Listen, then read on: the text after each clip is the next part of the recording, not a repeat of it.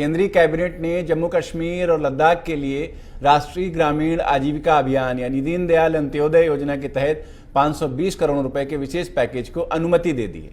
ये पैकेज 5 साल के लिए रहेगा और इसका फायदा 10 लाख से अधिक परिवारों को होगा। केंद्रीय मंत्री प्रकाश जावड़ेकर ने प्रधानमंत्री नरेंद्र मोदी की अध्यक्षता में हुई केंद्रीय कैबिनेट की बैठक में लिए गए फैसलों को लेकर विस्तार से जानकारी दी। जम्मू कश्मीर और लद्दाख को विशेष पैकेज देने के बारे में प्रकाश जावड़ेकर ने बताया कि योजना में बहुत कम महिलाओं का पंजीकरण होता था। अब वहां 10 लाख महिलाएं यानी 2/3 परिवार इससे जुड़ जाएंगे। इसके लिए विशेष पैकेज दिया गया है। जावड़ेकर ने यह भी कहा कि शिक्षा मंत्रालय के स्कूली शिक्षा एवं साक्षरता विभाग के तहत केंद्र प्रायोजित नई योजना के तौर पर स्टार्स प्रोजेक्ट यानी strengthening teaching learning and results for states को शुरू किया जाएगा। 6 राज्य इसके दायरे में आएंगे। इनमें हिमाचल प्रदेश, राजस्थान, महाराष्ट्र, मध्य प्रदेश, केरल और ओडिशा का नाम शामिल है। जावड़ेकर ने आगे बताया कि यह प्रोजेक्ट विश्व बैंक द्वारा समर्पित है और इसकी लागत 5,718 करोड़ रुपए है, जिसमें विश्व बैंक ने $500 मिलियन का सहयोग किया है। यह योजना सुनिश्चित करेगी कि अब शिक्षा का मतलब रट्टा लगाकर पढ़ाई करना नहीं बल्कि समझकर सीखना होगा। इस फैसले से राज्यों के बीच सहयोग बढ़ेगा और शिक्षकों का प्रशिक्षण भी होगा। साथ ही साथ परीक्षा में सुधार के साथ अंतर्राष्ट्रीय प्रतिस्पर्धाओं के लिए भारत की बेहतर तैयारी भी हो सकेगी। कैबिनेट बैठक में महत्वपूर्ण फैसला यह भी किया गया कि नई राष्ट्रीय शिक्षा नीति को अब अमली जामा पहनाना शुरू कर दिया जाए। मंत्रिमंडल ने नागरनार स्टील प्लांट को राष्ट्रीय खनिज विकास निगम लिमिटेड से अलग होने की भी अनुमति दे दी। कैबिनेट ने कहा कि खनन और इस्पात अलग काम है, इसलिए यह फैसला लिया गया है। यह डिमर्जर अप्रैल तक पूरा होगा और इसके बाद डिसइन्वेस्टमेंट की प्रक्रिया सितंबर तक पूरी कर ली जाएगी। केंद्रीय कैबिनेट ने और क्या क्या फैसले लिए, सुनिए प्रकाश जावड़ेकर की जुबानी। जैसे आपको मालूम है कि सभी देश के ग्रामीण इलाकों में दीनदयाल अंत्योदय राष्ट्रीय आजीविका मिशन ये योजना चलती है। स्व सहायता समूह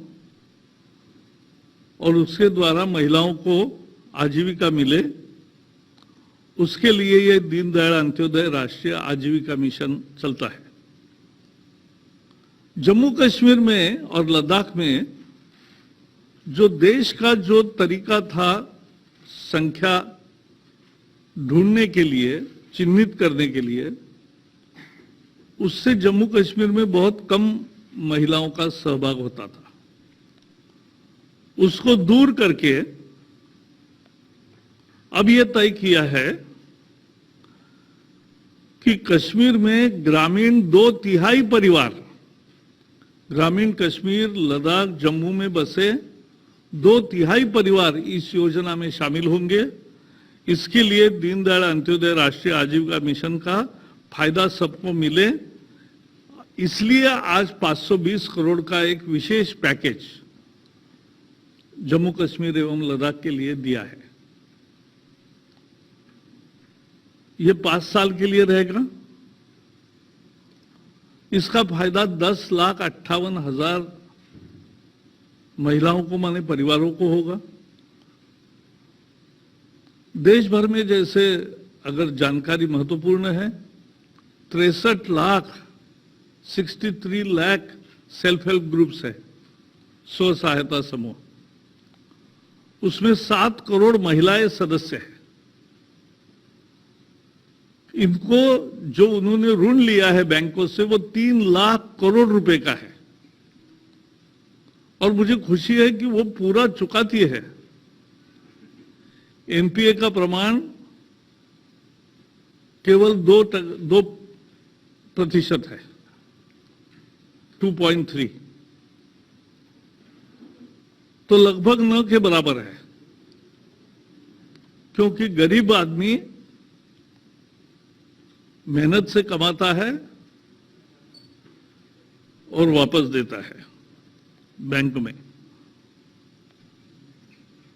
अभी जो आउटस्टैंडिंग लोन है, यानी जो चल रहे हैं ऋण, जो बंद नहीं हुए हैं, क्योंकि कुछ ऋण लिए और ऋण वापस कर दिए, अकाउंट समाप्त हुआ, लेकिन जो अकाउंट में अभी ऋण चल रहा है वो भी 1 लाख करोड़ का है। यह बहुत महत्वपूर्ण है और भारत सरकार की कल्पना है, मोदी सरकार की कल्पना है कि 10 करोड़ परिवारों तक 10 करोड़ महिलाओं तक ये योजना पहुंचे। सबसे महत्वपूर्ण है कि नई राष्ट्रीय शिक्षा नीति को अब अमली जामा पहनना शुरू किया है और इसके लिए आज एक स्टार्स कार्यक्रम का तय किया है, निर्णय किया है कैबिनेट ने। स्टार्स का लॉन्ग फॉर्म है strengthening teaching learning and results for states. इसका मतलब यह है कि अब जो शिक्षा होगी वो रट्टा लगाकर पढ़ाई करना नहीं है, पढ़ाई समझकर सीखना, यह मतलब है पढ़ाई का।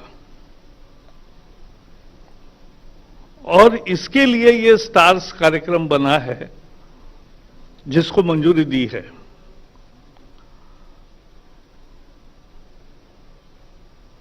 इसमें 3 से 8 वर्ष तक जो early child care and education, इसकी परिकल्पना राष्ट्रीय शिक्षा नीति में रखी है। उसमें मूलभूत साक्षरता और संख्या ज्ञान, फंडामेंटल लिटरेसी एंड न्यूमरेसी, ये बढ़े। इसके लिए शिक्षकों को प्रशिक्षण मिले, बोर्ड परीक्षा में क्षमता आधारित मूल्यांकन के लिए सुधार हो, यानी कॉम्पिटेंसी बेस,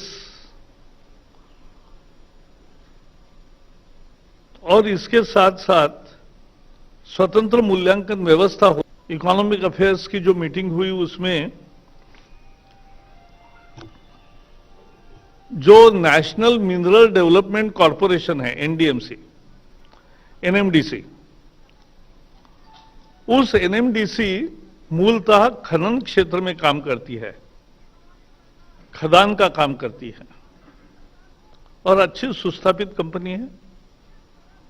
वो एक प्लांट, स्टील प्लांट बना रही थी नगरनार, जो 90% पूरा हो गया है और मार्च 21 तक उसका बाकी काम भी पूरा हो जाएगा।